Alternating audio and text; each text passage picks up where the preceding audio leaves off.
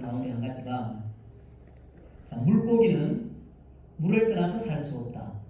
그리고 나무는 흙, 그 땅을 떠나서 살 수 없고 새는 공중을 떠나서 살 수 없고 그래서 사람은 인간은 하나님을 떠나서는 살 수 없다. 이 예를 이제 많이 들거든요. 이제 물고기는 이제 물에서 살아야 됩니다. 근데 물에서 끄집어놔도 살아있어요. 이제 죽는 그 순간까지는. 그런데 어느 누구든 그 물고기를 물 가운데서 건져내놓고 그걸 땅 위에 햇빛이 나는 땅 위에 올려놓고 그 물고기를 쳐다보고 그 물고기 보고 지금 살아있어도 그 물고기를 보고 물고기가 살아있다라고 사실 말할 수 있는 사람은 잘 없겠죠 아마. 왜냐하면 지금 당장은 살았지만 살한 것처럼 보이지만 실상은 그 물고기가 경험해야 될 것은 죽음이라는 것이 명백하기 때문에 살아있는 물고기라 할지라도 그것을 바라보는 사람은 저 물고기는 죽었다라고 우리가 얼마든지 이야기하는 거예요.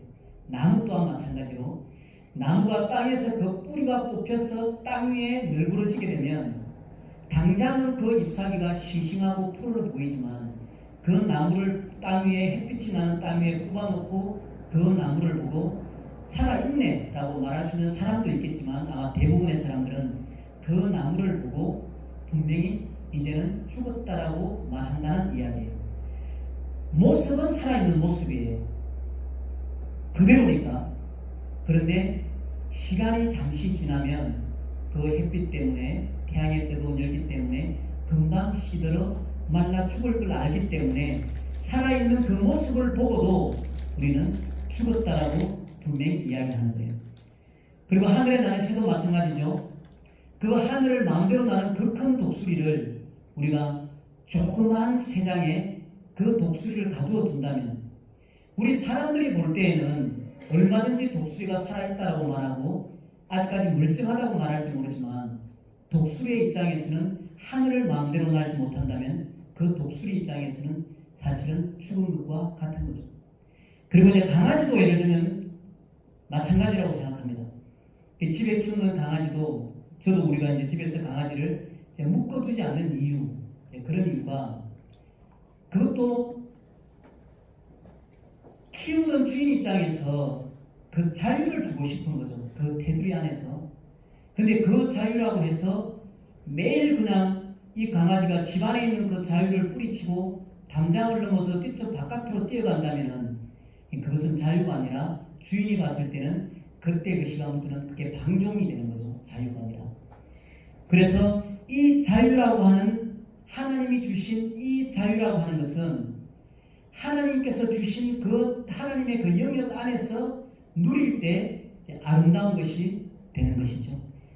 그래서 물고기처럼 이 나무처럼 공중을 마음껏 나는 이 새들처럼 우리 인간들도 창세기에서 하나님께서 창조하신 그 창조의 목적이 마음껏 그 하나님의 품 안에서 하나님의 얼굴 앞에서 하나님의 그 말씀 앞에서 아름다운 그 자유를 누리고 마음껏 하나님과 교제하는 그런 인생으로 창조되었는데 우리가 이제 창세기 선악과 사건을 통해서 하나님의 그 주권을 넘어서 이제 범죄함에 이르게 되고 결국은 창세기 3장에서 나타난 것처럼 이제 하나님 앞에서 떠난 사람, 물고기가 물을 떠난 것처럼 나무가 그 흙에서 뽑혀진 것처럼 우리 사람의 그 인생 그 삶, 그 영은 이제 하나님과 분리되고 육은 봤을 때 똑같이 살아있지만 하나님께서 보실 때는 너는 죽었다라고 말하는 그 인생 가운데 우리가 이제 살게 된 것입니다. 그래서 우리가 이제 하나님을 떠나버렸으니 죄의 유혹으로 사단의 손안에 놓여지게 되고 우리가 이제 마귀를 사단을 주인으로 섬기는 그런 인생을 우리가 살게 된 것이 하나님의 성경을 통해 사시는 하나님의 말씀이 바로 이 내용입니다. 그래서 우리가 오늘 말씀의 제목이 예수님을 왜 믿어야 하는가? 하나님을 떠난 인생들이 왜 예수님을 믿어야 하는가? 왜 하나님을 거역하고 사랑을 주인 삼고 나를 왕삼아 살아가는 인생들이 왜 예수를 믿어야 하는가라는 문제인 거예요. 왜 예수를 믿어야만 하나님은 말씀을 통해서 우리가 다시 살아난다. 너희가 죽은 것이 아니라 새 생명으로 거듭남이라고 하는 하나님의 이 말씀이 왜 예수를 통해서 이 사실이 일어나는가? 왜 예수를 믿어야 내가 죽은 그 영이 다시 살아나며 새로운 피조물로 하나님 앞에 다시 거듭날 수 있는가라는 게 예수를 왜 믿어야만 하는가라는 말씀과 결부되어 있습니다.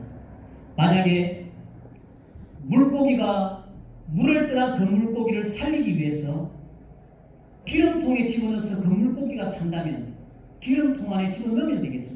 물고기를. 그리고 그 물에서 나온 그 물고기를 살리기 위해서 우리가 먹는 그 양념통을 따뜻 만들어서 거기 넣어서 살 것 같으면 당연히 거기에다 넣어야 되겠죠. 그런데 우리가 상식적으로 알다시피 그 일은 일어나지 않으면 그 일은 불가능하다는 것을 우리는 너무너무 잘 알아요.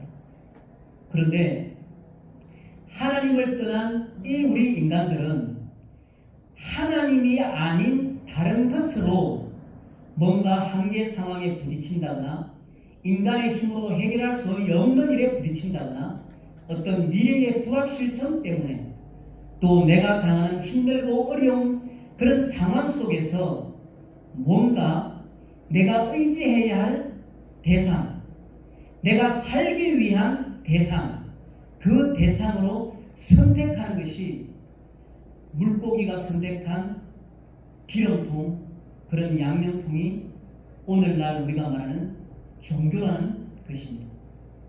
그래서 사람들은 그 우상을 향해서 내가 살기 위해서 내가 이 땅 가운데서 어떻게 하면 살아날 수 있을까라는 그 문제 때문에 그 우상들이 하나님인 줄 알고 찾아가는 것이 바로 종교죠. 그래서 사랑으로부터 출발합니다.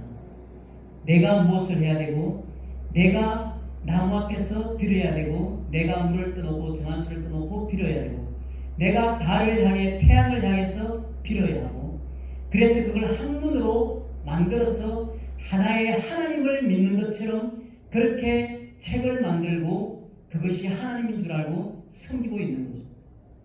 그런데 하나님의 말씀은 분명하게 말합니다. 근데 세상 사람들은 그 종교 안에서도 생명이 있다고 우리가 산다라고 말할지 모르지만 천지를 만드신 하나님, 전능하신 하나님은 분명히 말씀을 하시기를 왜 예수가 아니면 안 된다라고 하시는 이야기가 우리 오늘 하나님의 말씀을 통해서 기록하고 있습니다. 우리가 가장 잘 아는 요한복음 3장 16절에서 말씀을 하시죠. 하나님이 세상을 이처럼 사랑하사 독생자를 주셨으니 이는 저를 믿는 자마다 멸망치 않고 영생을 얻게 하려 하십니다. 근데 이 독생자가 우리가 부처라고 생각하는 사람은 없잖아요. 뭐 알라라고 믿는 사람도 없고 하나님이 세상을 사랑하사 독생자 예수를 주셨다. 영생을 얻게 하려고 주셨다. 예수님이 오직 하나님께서 보내신 우리를 살리기 위한 하나님의 아들이라고 요한복음 3장 16절에서 말씀하시는 거고요. 요한복음 14장 6절에서는 또 말씀하십니다. 예수께서 이르시되 나는 곧 길이요 진리요 생명이니 나로 말미암지 않고는 아버지께로 올 자가 없느니라. 어느 누구도 세상을 향해서 내가 길이다, 내가 진리다, 내가 생명이다라고 말하는 사람이 없습니다. 우리 예수님 외에는. 여기서 말하는 길은 어떤 길이겠어요? 하나님을 만나는 길이죠. 다시 살 수 있는 길이죠. 하나님을 떠나서 다시 하나님을 만나야 살 수 있으니까 하나님을 만나는 길이라는 거예요. 그리고 또 진리라고 말합니다. 진리에는 뭐가 있어요? 절대 진리가 있고 상대 진리가 있죠. 절대 진리는 어떤 상황, 환경, 여건, 처지, 어떠한 세상의 일이 있어도 절대 변하지 않는 절대 진리. 그리고 상대 진리는 시대에 따라, 그 상황에 따라 사실들이 조금씩 변할 수 있는 것들이 상대 진리인 거죠. 그런데 예수님이 말하는 나는 진리다라고 하는 이 진리는 이 세상 어떤 가운데서도 절대 변하지 않는 불변의 사실, 그 진리라고 이야기하시는 거예요, 예수님. 그리고 생명이다. 내 안에 생명이 있다. 너희가 하나님을 떠나 이제 허물과 죄로 죽은 자이기 때문에 나를 통하지 않고는 절대 다시 살아나는 생명을 소유할 수 없다고 하시는 말씀이 나는 곧 길이요 진리요 생명이니 나로 말미암지 않고는 아버지께로 올 자가 없느니라고 하는 말씀입니다. 그래서 우리가 예수님을 믿어야 하는 겁니다. 사도행전 4장 12절에는 또 이렇게 말씀합니다. 다른 이로서는 구원을 받을 수 없나니 천하 사람 중에 구원을 받을 만한 다른 이름을 우리에게 주신 일이 없습니다. 당당하지 않습니까? 예수님이 그냥 나를 믿으면 그럴 수도 있어, 이 차원이 아니잖아요. 없다. 이 세상에 어떤 이름들이 많이 있어도 없다. 나 외에는, 예수 그리스도 그 이름 외에는 어떤 이름으로도 절대 구원이란 있을 수 없다라고 말하는 게 우리 하나님의 말씀입니다. 그렇기 때문에 우리는 예수님을 꼭 믿어야 한다는 것입니다. 그리고 히브리서 9장 27절에 또 이렇게 말씀합니다. 한번 죽는 것은 사람에게 정하신 것이요 그 후에는 심판이 있다라고 이야기하십니다.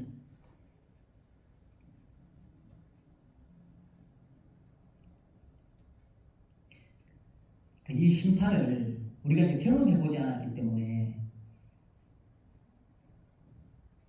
모르겠어요. 사람들마다 우리가 똑같이 예수님을 믿어도 이 심판의 의미가 우리에게 어떻게 와닿을지 모르겠어요. 사람들마다 이제 지옥 천국 보고 오신 분들, 그런 분들 간증을 들으면 하나님의 심판이 저런 것이구나, 너무너무 무섭네, 그런 의미로도 받아들일 수도 있겠고, 이 심판이라는 이 단어 자체가 가지고 있는 그 단어가 사람들마다 그 마음 안에 다 다르게 다가올 거란 말이에요. 이 심판이 그냥 별거 아닌 것처럼도 다가올 수도 있고, 정말 너무너무 무서운 것으로도 받아들여질 수도 있고, 다 다를 텐데, 우리 하나님이 하시는 말씀은 한 번 죽는 것은 사람에게 정해진 것이요 누구나 다 아는 사실이고, 어느 누구 단 한 명도 이 사실에 대해서는 부인하는 사람이 없어요.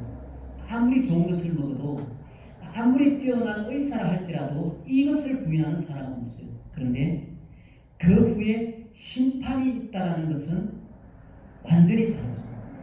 믿는 사람이고 안 믿는 사람이고, 또 믿는다 하더라도 다 다르게 심판이라는 것을 우리가 받아들이고 있습니다. 분명한 것은 반드시 죽을 텐데, 그것이 언제인지 모르지만 반드시 죽을 텐데, 그 후에는 그 심판이 어떤 심판인지 모르지만 반드시 심판이 있다는 것입니다. 그리고 또 요한복음 11장 25절에서 또 예수님이 또 말씀하십니다. 나는 부활이요 생명이니 나를 믿는 자는 죽어도 살겠고 또 살아서 나를 믿는 자는 영원히 죽지 아니할 것이다. 이렇게 말하는 사람이 누가 있어요? 사실은 아무리 내가 하나님이다 말하고, 내가 다시 온 성령이다, 내가 다시 온 예수다, 내가 다시 온 그리스도라고 말한다 하더라도 이렇게 말할 수 있는 사람이 없잖아요.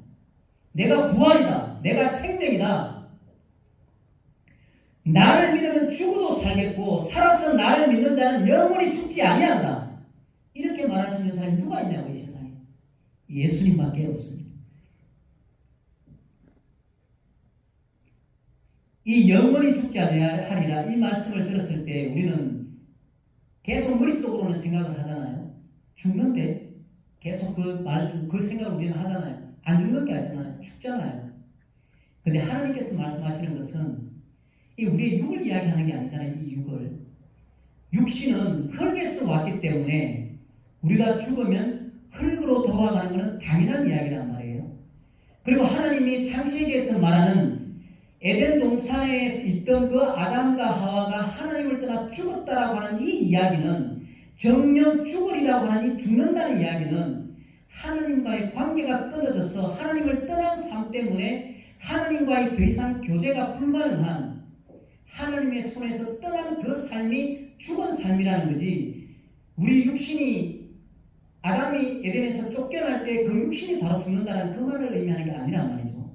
그래서 우리가 말하는 영원히 죽지 않으리라고 하는 이 말은 우리의 영이, 우리의 육이 아닌 영이 이제 죽음이라는 것을 경험하지 않고, 육신은 죽지만 숨이 끊어져서 호흡이 끊어져서 흙으로 돌아가지만 우리의 영은 죽음을 경험하지 않고 살아있는 그 영으로 지속된다는 걸 말하는 거예요. 그래서 이 말씀이 영원히 죽지 아니하리라고 하는 거예요. 근데 믿지 않는 자들은 이 영원한 이 죽지 아니하리라가 아니라 영원히 죽으리라는 말과 똑같은 말이란 말이에요. 근데 영원히 죽으리라는 이 말에 영원히 죽는다는 것은 하나님과 떠나 있는 그 상태로 영원히 지속될 거야. 그 하나님을 떠난 상태로 영원히 지속된다는 그것 자체가 그 심판이 불과 유황으로 불타는 그 불모세스의 영원한 시간을 말하는 거예요.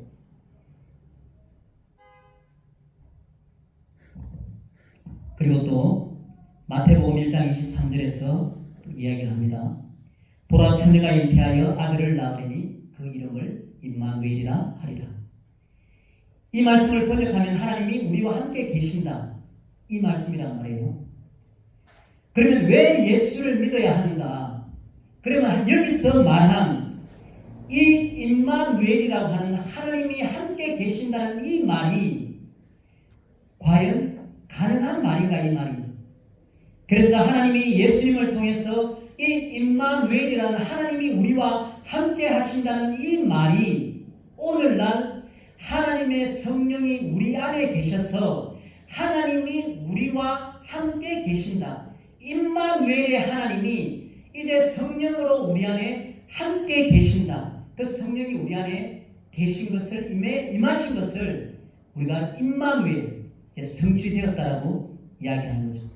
그래서 우리는 예수님을 꼭 믿어야 하고 예수님이 아닌 다른 길은 없으며 오직 예수 안에만 생명이 있으며 오직 예수만이 절대 변하지 않는 진리라는 것을 우리가 알고 예수를 믿어야 한다는 것입니다.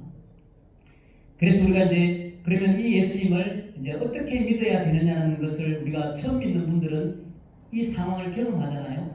그래 이제 예수님을 내가 믿어야 한다는 건 알겠어. 내가 산다는 게 예수를 믿어야 산다는 걸 내가 이제 알겠는데 그러면 어떻게 믿어야 되냐라고 말했을 때 우리 또 요한계시록 3장 20절에서 말씀하실 때 볼지어다 내가 문 밖에 서서 두드리노니 누구든지 내 음성을 듣고 문을 열면 내가 그에게로 들어가 나는 그와 더불어 먹고 그는 나와 더불어 먹으리라 말씀하신 것처럼 이제 이 예수님을 믿어야 한다는 이 말씀 안에서 이제 예수님은 문을 두드리신다는 거예요. 이제 문 열어라. 네가 그 사실을 알았으면 내가 너에게로 들어가서 나는 너로 더불어 먹고 너는 나로 더불어 먹을 수 있도록 문을 열어라고 하는 게 계시록 3장 20절 말씀입니다. 그래서 예수님은 이제 우리에게 이 예수를 시인하게 만드시는데 로마서 10장 9절 10절에 네가 만일 네 입으로 예수를 주로 시인하며 또 하나님께서 그를 죽은 자 가운데서 살리신 것을 네 마음에 믿으면 구원을 받으리라. 그리고 10절 말씀에 사람이 마음으로 믿어 의에 이르고 입으로 시인하여 구원에 이르느니라 그 말씀을 하십니다. 또 13절 말씀에는 누구든지 주의 이름을 부르는 자는 구원을 받으리라 이렇게 말씀하십니다.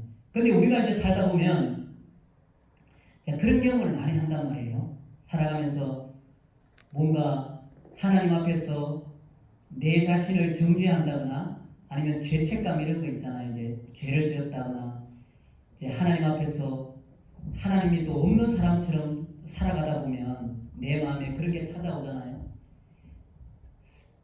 이제 그럴 때 내가 정말 구원을 받은 건가? 내가 정말 하나님의 자녀가 맞는가? 이제 그런 생각이 간혹 들 때도 있어요.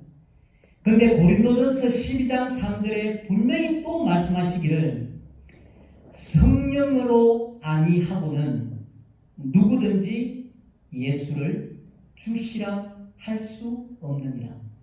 분명한 것은 우리가 입으로 예수를 주로 시인하는 것 자체가 내가 한 것 같고 그냥 내 마음으로 한 것 같지만 그것을 한 것은 내가 아니라 성령이 아니하고는 그렇게 말할 수 없다는 거예요. 나는 예수님을 믿어야지라고 생각하고 그 결정이 되었는데 맞습니다. 예수님이 나의 주님이십니다. 오늘 베드로고백처럼 예수님은 나의 그리스도십니다. 예수님은 살아계신 하나님의 아들이십니다라고 했을 때 우리 똑같이 말씀하신 것처럼 이를 내게 알게 하니는 혈육이 아니다. 하늘에 계신 내 아버지께서 이것을 너에게 알게 하셨다라고 말씀을 하신단 말이죠. 그래서 고린도전 12장 말씀 3절 말씀도 마찬가지지만 성령으로 아니하고는 절대로 예수를 나의 주님이라고 고백할 수 없다는 거예요. 그래서 우리가 힘들고 어려운 일 가운데 있을 때 그리고 우리가 죄 가운데 있을 때 나를 죄책하고 나를 정죄하는 그런 시점이라 할지라도 절대 내가 시인한 이 예수, 내가 고백한 이 예수, 주는 그리스도시요 살아계신 하나님의 아들이십니다라고 고백한 이 고백은 절대 내 스스로 한 고백이 아니고 내 마음으로 내 결정으로 한 고백이 아니라 오직 우리 안에서 성령으로 하나님의 뜻으로 한 고백이라는 것을 절대 흔들리지 말고 믿으시기를 바라겠습니다. 아멘. 이렇게 베드로가 고백할 때 예수님이 말씀하시죠. 내가 이 반석 위에 내 교회를 세우리니 음부의 권세가 이기지 못하리라. 천국 열쇠를 내가 준다. 땅에서 매면 하늘에서 매이고 땅에서 풀면 하늘에서 풀린다. 그래서 이 음부의 권세가 이기지 못한다라고 한 이 말씀도 우리가 살면서 정말 아침에 일어나는 순간부터 잠드는 그 순간까지 수없이 많은 사단의 유혹, 마귀의 유혹, 끊임없는 우리 마음으로 공격, 그리고 외부를 통해서 환경을 통해서 끊임없이 공격되어지는 그 사단의 공격, 그 마귀의 공격. 마귀는 얼마나 억울하겠습니까? 내 거였는데. 결혼한 부부가 남편이 내 남편이었는데 딴 여자가 내 남편을 뺏어가봐요. 그걸 가만히 있겠습니까? 그걸 끊임없이 자기 소유였던 우리를 끊임없이 공격하고 무너뜨리려고 하는 게 바로 이 흑암의 권세, 음부의 권세입니다. 그래서 우리는 살아가면서 날마다 세상에 속한 것을 기도도 하겠지만 날마다 우리 마음 안에 고백을 예수님은 나의 그리스도십니다. 살아계신 하나님의 아들이십니다. 그리스도는 기름 부음 받은 자라는 뜻인데 이 기름 부음 받은 자는 하나님 구약에 선지자, 제사장, 왕만 기름 부어서 씌웠단 말이에요. 선지자, 제사장, 왕. 그래서 이 선지자, 제사장, 왕이라는 이 책임을 한꺼번에 모두 감당할 수 있는 그 책임을 가진 자를 메시아, 바로 그리스도라고 하는데 예수님이 바로 그리스도, 메시아, 선지자의 역할, 제사장의 역할, 왕의 역할을 다 감당한 분이 바로 예수님이라는 이야기입니다. 그래서 하나님의 편에 서서 선지자, 내가 곧 길이다, 진리다, 생명이다. 나로 말미암지 않고는 아버지께로 올 자가 없다. 하나님 편에서 하나님의 만나는 길인 것을 증명하는 선지자다. 그리고 사랑편에서 하나님 아버지, 내가 인류의 모든 죄를 내가 십자가에서 피 흘렸으니 이들의 죄를 다 용서하여 주십시오. 그것이 바로 예수님의 제사장의 역할입니다. 그리고 왕, 우리를 다스리시고 하늘과 땅의 모든 권세를 가지시고 통치하시는 만왕의 왕 예수, 그리고 오늘 또 말씀처럼 사단의 권세, 음부의 권세를 완전히 깨뜨리신 왕 중의 왕, 이 예수 그리스도, 이분을 나의 구주로, 그리고 이분이 정말 살아계신 하나님의 아들이신 것을 믿는 이 믿음, 그래서 살아갈 때 힘들고 어려울 때마다, 또 곤란을 당할 때마다, 포기하고 싶을 때마다, 낭만할 때마다, 낙심할 때마다 주는 나의 그리스도시요 살아계신 하나님의 아들이십니다. 이 고백을 날마다 할 수 있는 우리의 믿음의 사람들이 다 될 수 있기를 예수님의 이름으로 축복합니다. 아멘. 찬양합니다.